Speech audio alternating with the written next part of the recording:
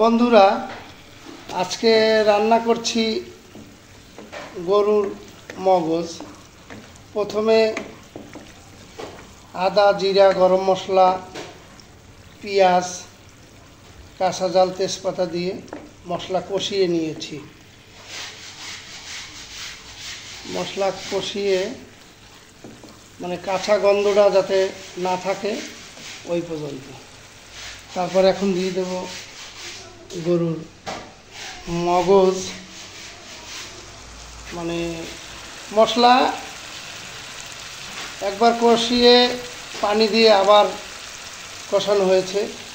এখন দিয়ে দিচ্ছি মগজ।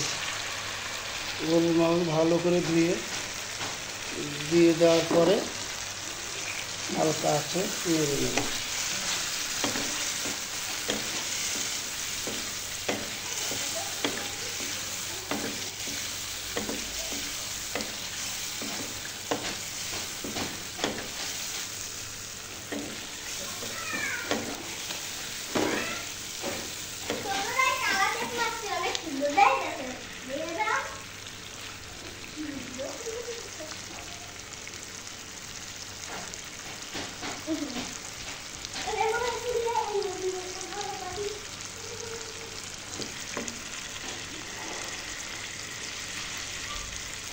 রান্না চলছে, আশা করি ভালো হবে।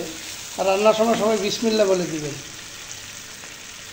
কষানোর আগে বিসমিল্লা বলে দেওয়ার আগে রান্না খুব ভালো হয়। যাই হোক।